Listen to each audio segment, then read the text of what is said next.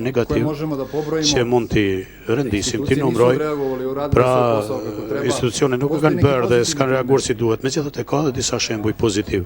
Ndoshta Gjakova është një ndër temat më të rënda që ka qenë e pranishme në vitin e fundit, por me para pak kohë ishim në Gjakovë, policia e Kosovës e ka bërë punën e vet në mënyrë të përkryer dhe pozitive dhe për mua është shembull pozitiv. Pa marrë parasysh që ka pasur një grup njerëzish që ka ardhur për të shpërndar urrëti dhe vetëm këtë ta bëj, ata nuk kanë pasur mundësi të rrezikojnë ata që kanë ardhur ta shohin kishën e tyre dhe të kalojnë pranë shtëpisë vet. Policia pra e ka bërë punën e vet ashtu si duhet, edhe në Gjakovë, edhe në Mushitisht, po atë ditë.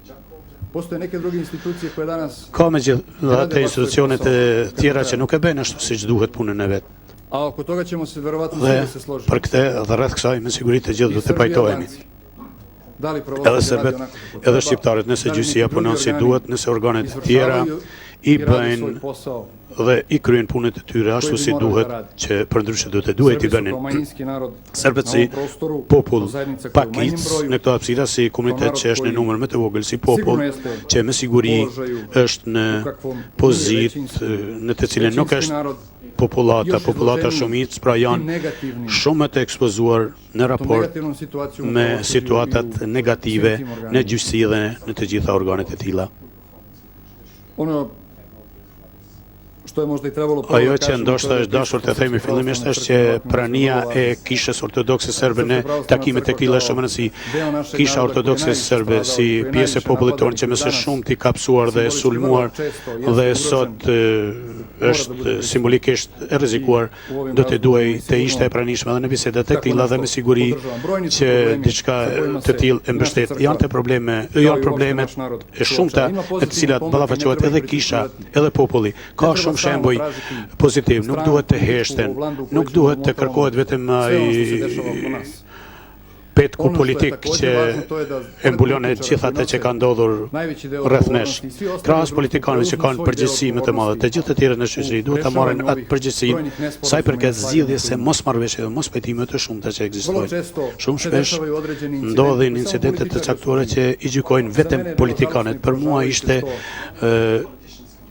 diçka dëshpëruese që askush nga intelektualët dhe OJQ nuk e ka gjykuar sulmin ndaj kishës së shpestimtarit spasë në Prishtinë, që është një kishë që megjithatë të përfundoi ndërtimi i saj. Pa marrë parasysh që kemi dëgjuar rrëfime të ndryshme që këtë ka ndërtuar ndonjë politikan, megjithatë në atë kohë ka ndërtuar populli që ka pasur nevojë për atë kishë dhe ky popull ka nevojë që ky tempull kishtar të përfundojë dhe do ta bëj këtë. Unë pres, jo vetëm nga kolegët politikan, disa ndoshta edhe kanë folur për këtë, por pres edhe nga komuniteti akademik, nga OJQ-t, nga gazetarët të dalin dhe të thonë, nuk është e pranueshme që një grup njerëzish në mënyrë më brutale ta fyej edhe kishën ortodokse serbe dhe popullin serb, që këtë kishë e sheh si diçka të shenjtë të veten, pa marrë parasysh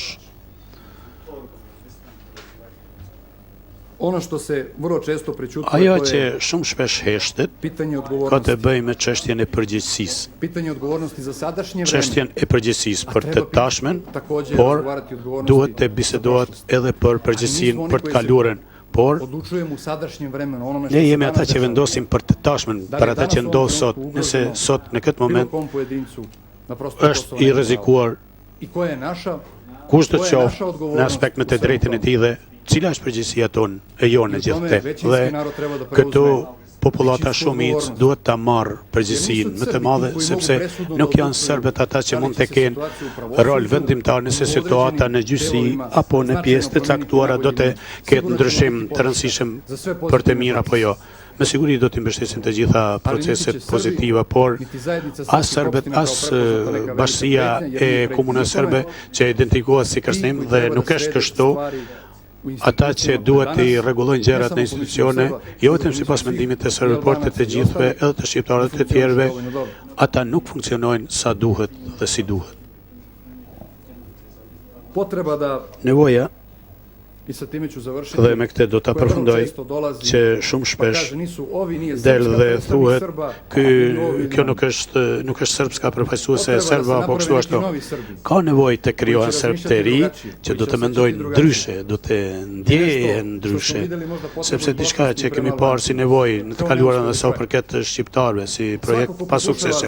Çdo kush që tenton që me presion politik apo institucional të krijojë serb apo përfaqësues të tjerë serb, ky tentim do të dështojë, dhe është i dështuar. Serbët dëshirojnë të jetojnë në paqe, serbët dëshirojnë të punojnë, të ndërtojnë, dhe me siguri edhe neve kështu edhe do të sillemi çështjen e gjuhës e konsideroj po ashtu çështje të rëndësishme. Sot mësoj, kam orë të gjuhës shqipe dhe shpresoj që për një kohë të shkurtër do të kem mundësi tu drejtohem në shqip. Tash për tash nuk kam një guxim të mjaftueshëm ta bëj këtë, por unë nuk do të shkoj në asnjë shkollë, tek asnjë mësues, tek asnjë drejtor ti them ti tani do të organizosh mësimin e gjuhës shqipe. Atë moment kur prindrit e këtyre fëmijëve që shkojnë në shkollë vinë tek unë dhe thonë që ne mendojmë që ka nevojë për fëmijët tanë ta mësojnë siç e kam identifikuar të nevojë personale timen për ta mësuar gjuhën, në atë moment do të mendoja për një gjë të tillë. Populli ende ndjehet i rrezikuar, një pjesë e madhe e popullit tonë sot shet pasurinë dhe e braktisë Kosovën.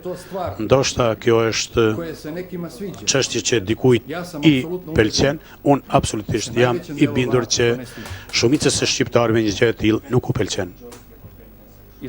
Dhe prandaj duhet të flasim sinqerisht për raportet tona, duhet të punojmë para së gjithash për respektim, jo të merremi me dashuri dhe urrëtie, sepse secili prej nesh ka dashurinë tek shtëpia, tek miqtë dhe të afërmit për respektim, dhe respektimi është diçka që pritet dhe që e kërkojmë.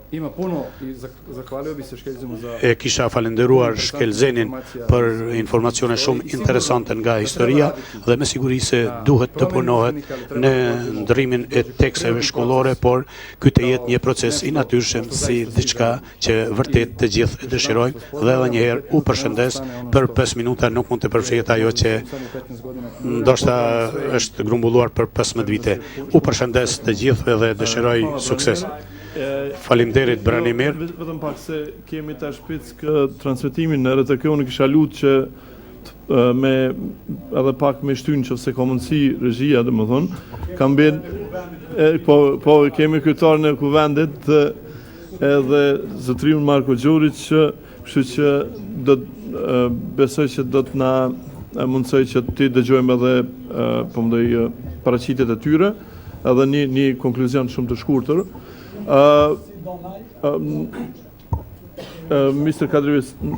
Gospodin Kadri Veseli është dalvi të gorit e sada ili ka... Zoti Veseli, a doni tani apo në fund, pas Zoti Gjurić? Mirë.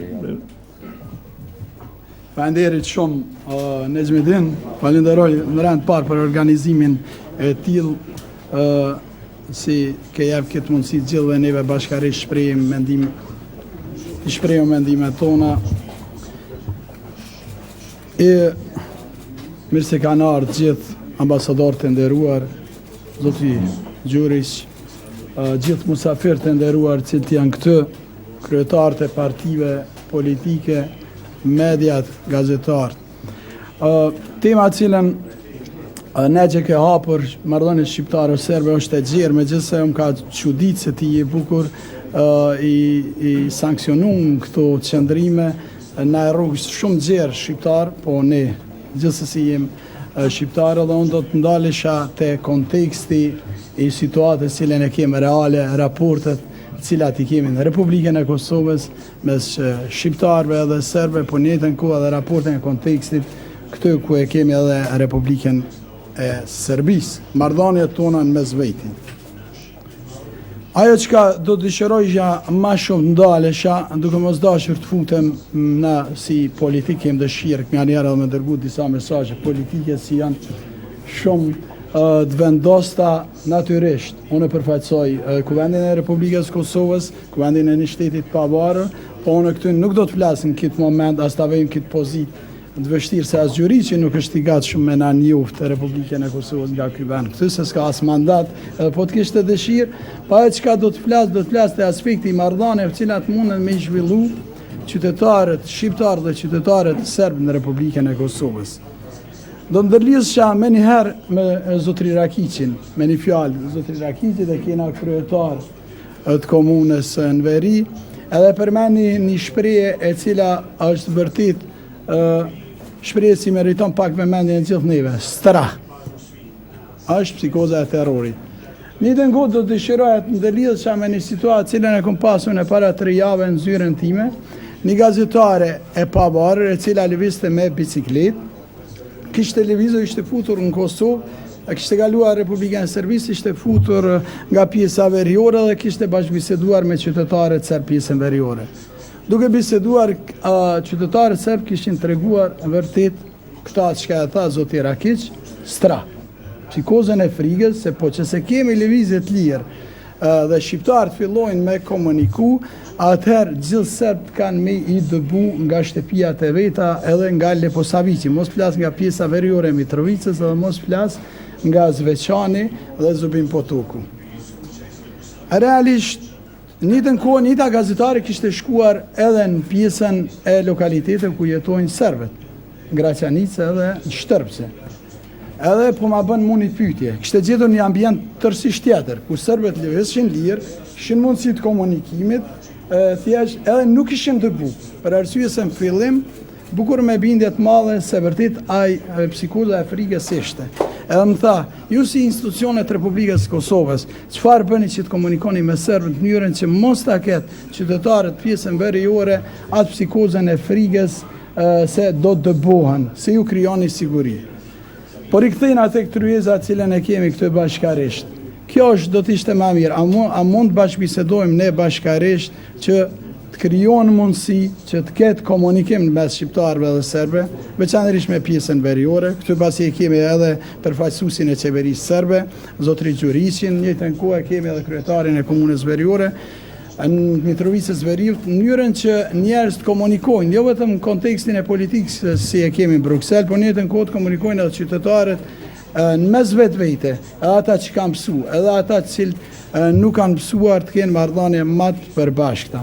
Ne e kuptojmë gjithë një situatë reale. Në 2008, kur e kemi shpallur pavarësinë e Kosovës, ka pasur një psikozë tillë të frikës anë kënd Kosovës, aqsa UNHCR ka krijuar edhe projektin për refugjat nga ikja serbe.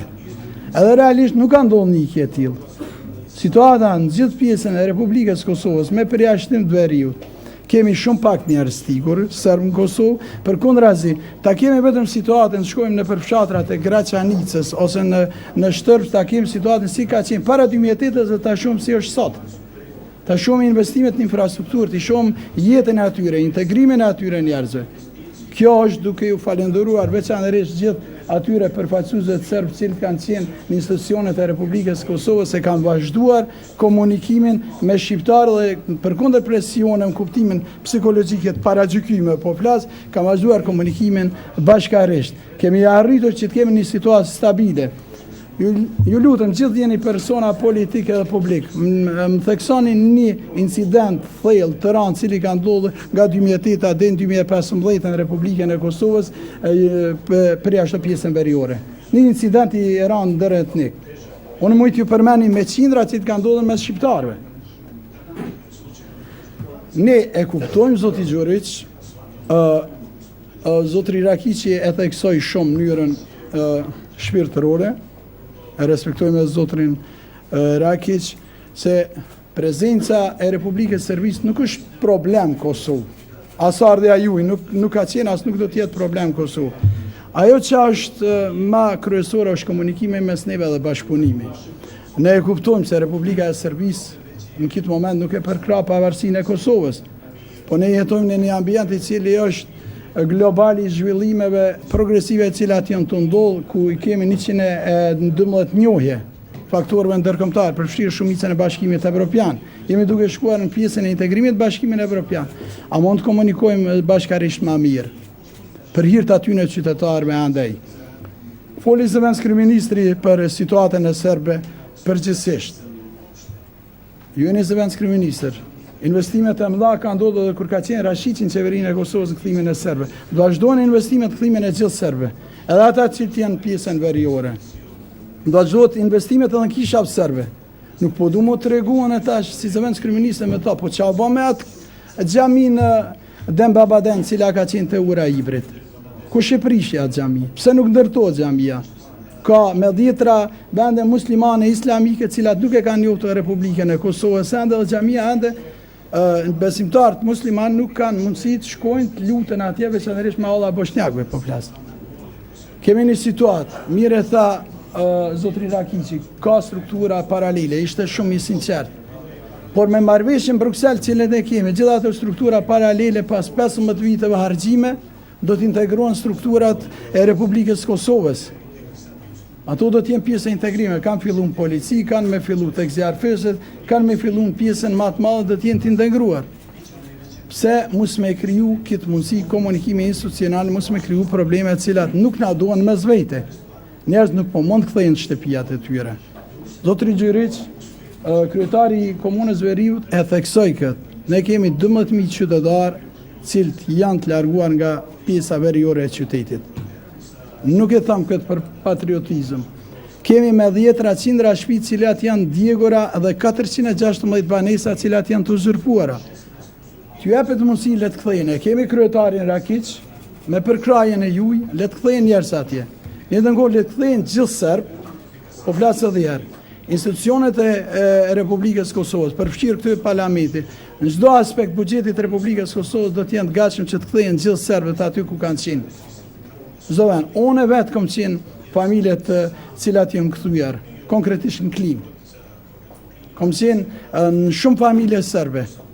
Ne e kuptojmë se vedia në nivelin e vendbanime ndoshta nuk është aq e lartë, po gradualisht me komunikim tonit përbasht, ne mund të arrim të zhvillohemi. Ky vend, zotri Gjyriç, ku jeni këtu, edhe mas jeni përfaqësuesi i Kosovës, të vini të banonin Mitrovicën veriore.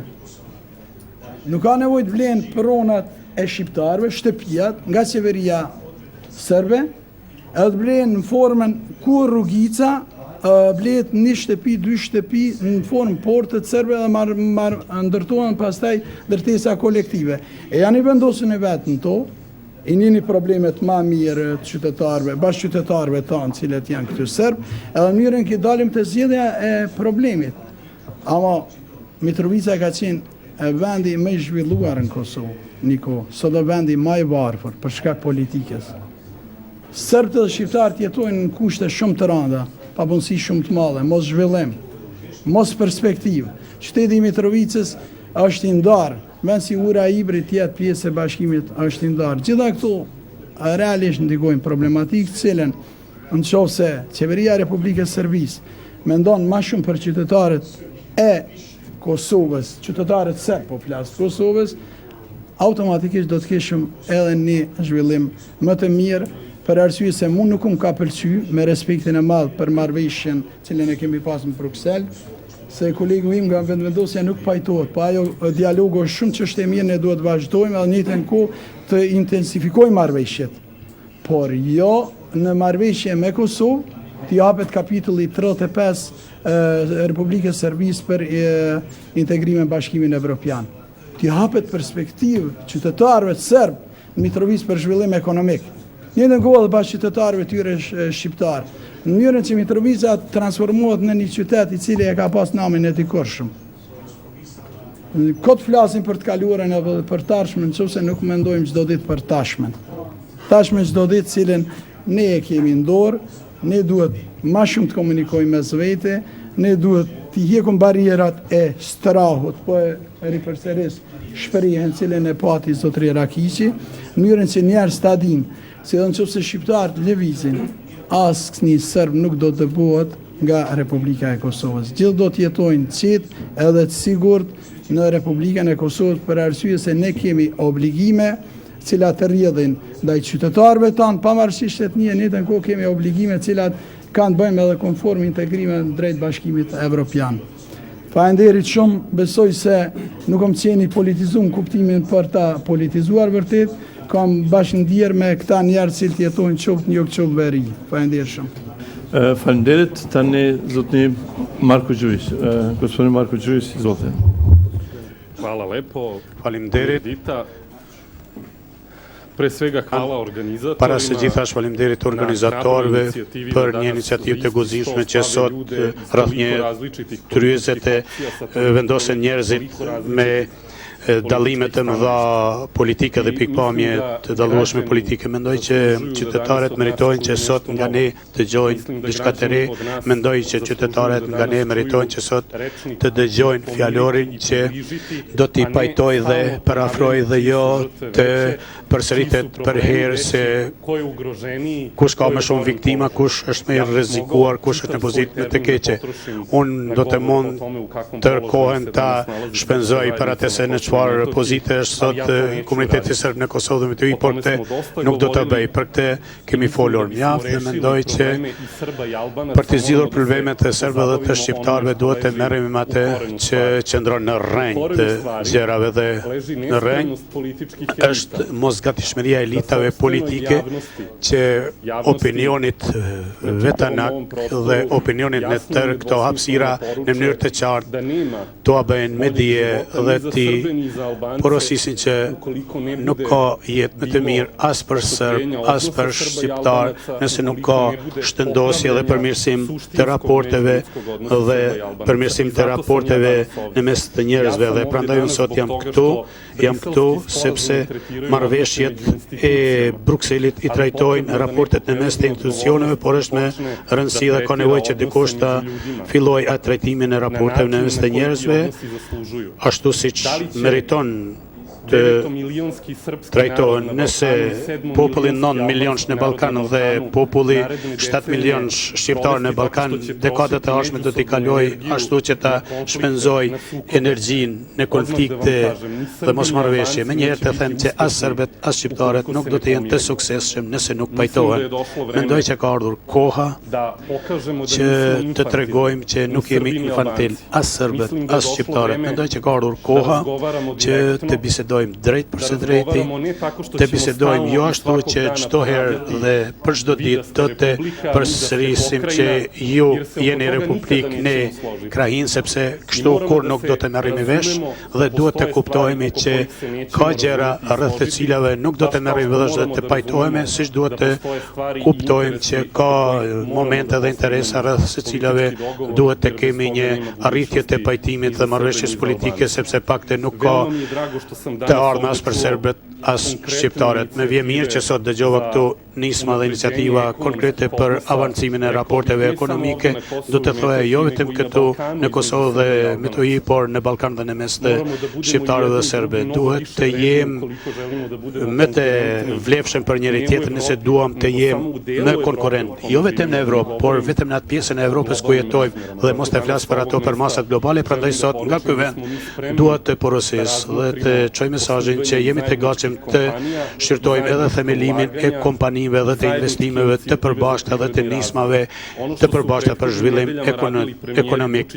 Ato që në javët e kaluara bëjnë kryeministrat Vučić dhe Rama, duhet të vazhdojmë të bëjmë në të gjitha nivelet kur kemi të bëjmë me shqiptarët dhe serbët dhe në të gjitha territoret ku jetojnë serbët dhe shqiptarët. Vetëm kësaj do të sigurojmë një siguri të sigurt dhe më të begat për serbët dhe shqiptarët në këto hapësira. Nuk duhet dhe nuk ka vend të ketë grindje rreth asaj se i kujt është livadhi, po që se në atë livadh nuk ka as bakti as bari. Nëse nuk bëjmë diçka për t'i përmirësuar kushtet e jetës së njerëzve tanë këtu, edhe të serbëve, edhe të shqiptarëve, livadhet edhe të njërit edhe të tjetrit do të jenë të shkreta, ndërkaq ka në Kosovë mjaft livadhe dhe në to ka vend edhe për njërin dhe palin tjetër. Pra mendoj që duhet po ashtu këtu të flasim për një tezë që është plasuar javët e fundit, kjo është që gjoja nuk mund dhe nuk guxon dhe nuk mund të ketë pajtim në mes të serbëve dhe shqiptarëve pa një drejtësi. Para së gjithash është shumë vështirësi që do të se pajtohemi ndonjëherë se ç'është drejtësia, ndërkaq me të mençmenit dhe me të moshurit thonë që nuk ka drejtësi në këtë botë. Dhe në vend që të kërkojmë fajtorin kolektiv në të kaluarin, të alejmë gjykatave të përcaktojnë kush ka bërë dhe ne të shikojmë se si të rregullojmë raportet tona në të sotme dhe të ardhmen. Ne në periudhën e ardhshme, sa në për këtë neve si qeveri e Serbisë, do të ndërmarrim gjithçka që në tërësi ta liberalizojmë qarkullimin e njerëzve të mallit dhe të kapitalit në këtë rajon. Mendoj që ka ardhur koha që edhe institucionet e Prishtinës ta bëjnë popte dhe mendoj që ka ardhur koha që në dialog të drejt për drejt të ulemi dhe të bisedojmë për atë se si do të arrijmë një gjë të tillë, duke mos u grindur çdo ditë dhe duke mos prodhuar çdo ditë cirk politik që askënd s'e ka pajtuar. Shumë shpesh pas takimeve tona në Bruksel shkoj në shtëpi dhe i parashtroj pyetje vetvetes. Raportet në mes kujt neve sot i kemi normalizuar, kënde kemi pajtuar ne sot, përveç që kemi arritur një lloj marrëveshje në institucionin. Pra, ka ardhur koha për një haptutje dhe për këtë arsye mendoj që ka ardhur koha që të dërgojmë mesazhe politike që do të jenë dividend kryesore e dialogut tonë. Kurfar përfitimi nuk kemi nga dialogu nëse çdo herë duhet të konstatojmë se kush ka filluar i pari në interpretimin e këtij apo të atill të dialogut.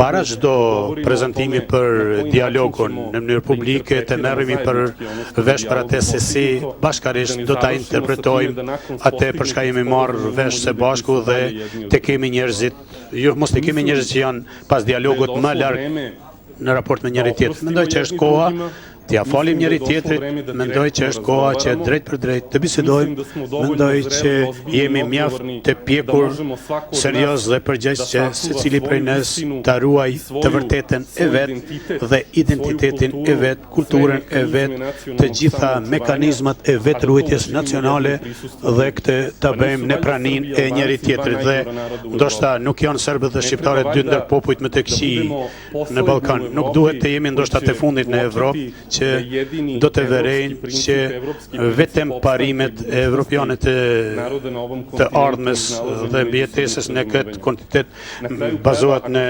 mirëkuptimin e ndërsjellë. Dhe dikush këtu e përmendi edhe historinë dhe nëse e shikojmë historinë tonë dhe nëse e shikojmë historinë e serbëve dhe shqiptarëve në këto hapësira, do të mund që të mësojmë dhe të shohim që shumë shekuj edhe nën okupimet e huaja edhe kur vetë në masë më të madha apo më të vogël kemi qeverisur, këto raporte i kemi rregulluar më mirë se sa që këtë e bëjmë në disa dekadat e kaluara. Mendoj që ka ardhur koha që ta hapim faqen e re në raportet serbo-shqiptare dhe duam që përfaqësuesit të gjitha institucioneve të Prishtinës t'u çojë mesazhin që në Beograd ka një partner për diçka të tillë, por dua që para së gjithash popullit shqiptar dhe atij serb këtu në Kosovë të ta proces që ta shfrytëzojmë rastin që tani gjendet para nesh që të sigurojmë një të ardhme të sigurt dhe të qetë.